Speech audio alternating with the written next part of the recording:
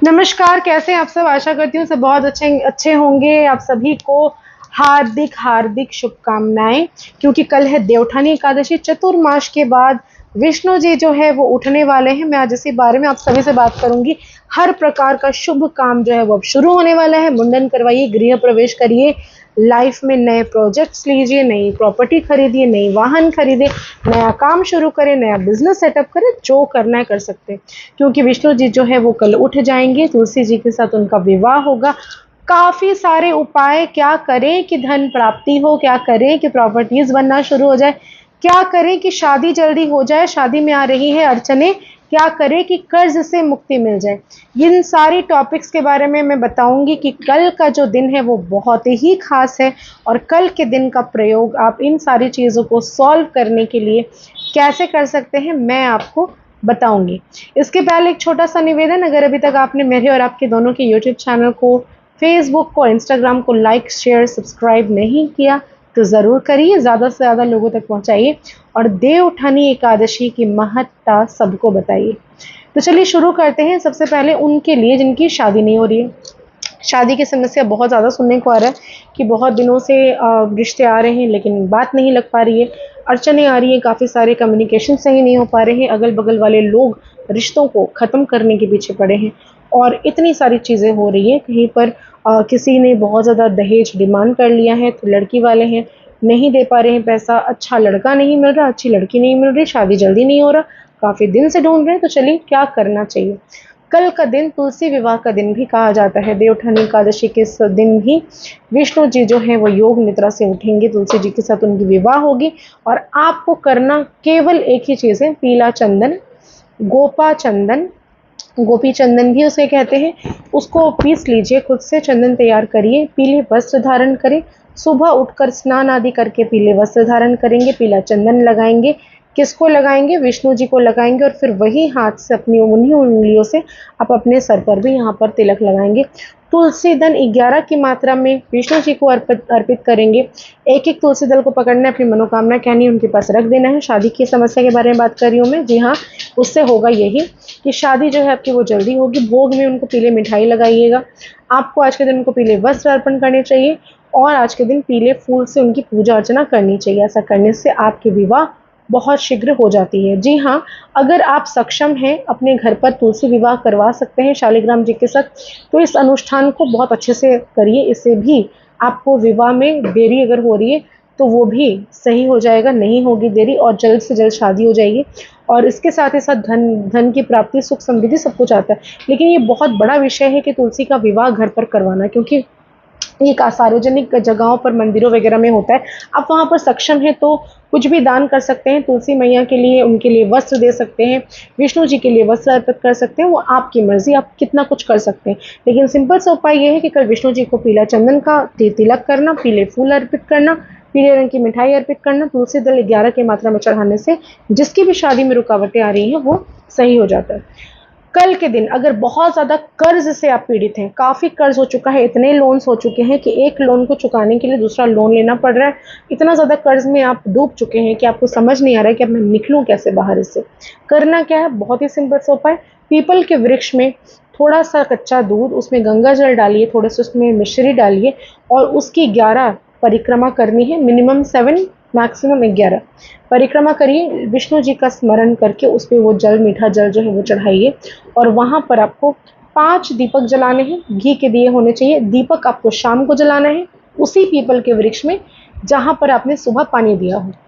जी हाँ, ऐसा करने से कर्ज से मुक्ति मिलेगी। बहुत शीघ्र आपको रास्ते दिखने लगेंगे जहाँ से धन का स्रोत जो है वो खुल जाएगा। तीसरा उपाय बताने वाली हूँ धन प्राप्ति का। कल के दिन तुलसी को थोड़ा सा भी, तुलसी आप अलग से खरीद लीजिए, लाल कपड़े में उसको रख कर, विष्णु जी के समक्ष रख कर ओम भगवते वासुदेवाय का जाप आपको किसी भी माला में, तुलसी के माला में अगर आप कर लेते हैं और उसको रखकर आप अपने सामने कामना करते हैं कि आपके घर में ज़िंदगी में धन आए, संपदा आए, संपत्ति आए, तो आप इसको लेकर उठाकर जब आपका जप पूरा हो जाए, एक घी का दीपक भी जला लीजिएगा, और 1 रुपये का या कोई भी करेंसी आप उस तुलसी जी के साथ रख दीजिएगा और उसको एक मतलब उसको अच्छे से लाल कपड़े में मोड़कर 1 रुपए का सिक्का और तुलसी जी दोनों को मोड़कर अपने लॉकर में कल के दिन अगर आप रखते हैं तो इससे आपके धन में वृद्धि होती है, धन संपदा की कमी कभी नहीं होती, आर्थिक तंगी से आपको मुक्ति मिलती है।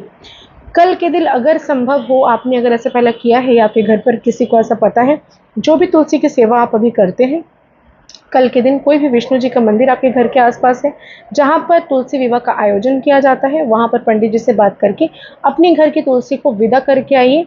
अपनी परेशानियाँ, दुख, जो भी तकलीफ़ें आपकी हैं वो सारी चीज़ें बोलिए। आप उनसे ये भी कहिए कि अगर मुझसे कोई भूल चूक हुई हो तो आप क्षमा करें और उस तुलसी को आप किसी भी विष्णु जी के मंदिर में या फिर ऐसे मंदिर में जहाँ पर विष्णु जी का उस तुलसी के साथ विवाह करवाया जा रहा हो, वो आपके तुलसी के साथ वो कर लें।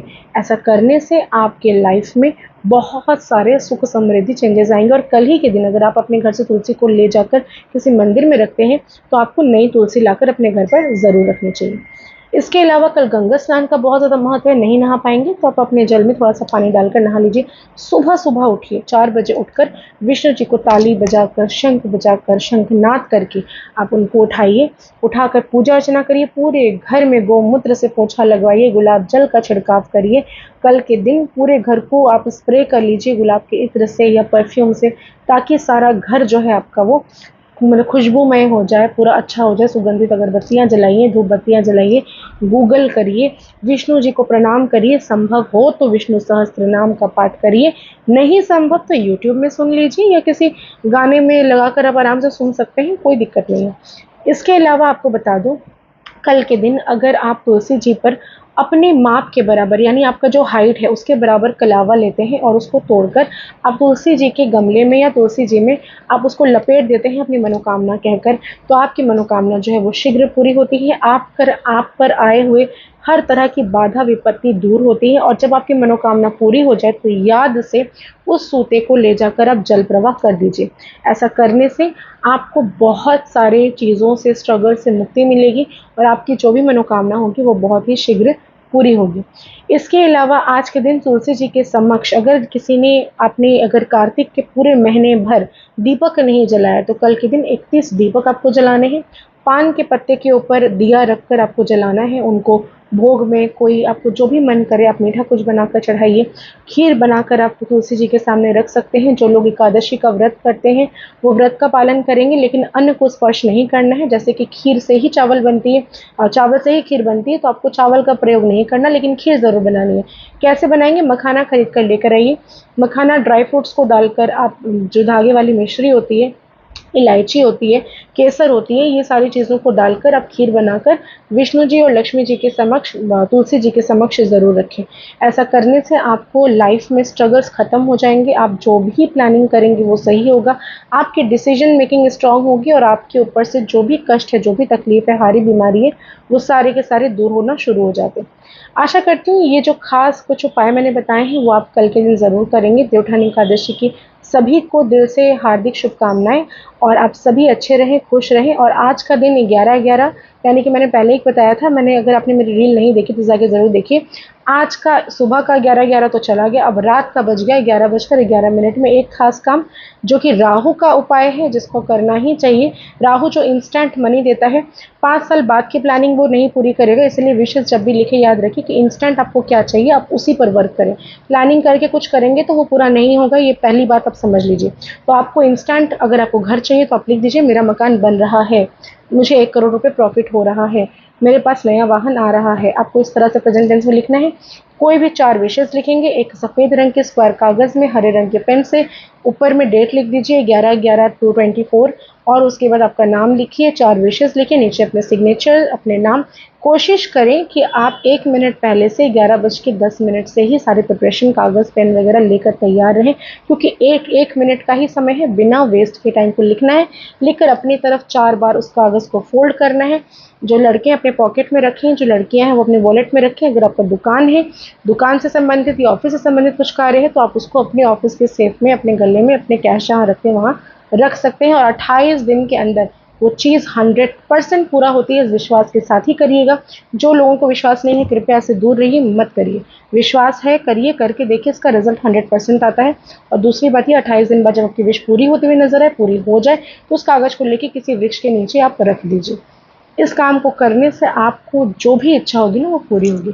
इसी के साथ वीडियो को ज़्यादा से ज़्यादा शेयर करिए, लाइक करिए, कमेंट करिए और कमेंट में जय माता दी ज़रूर लिखिए। धन्यवाद।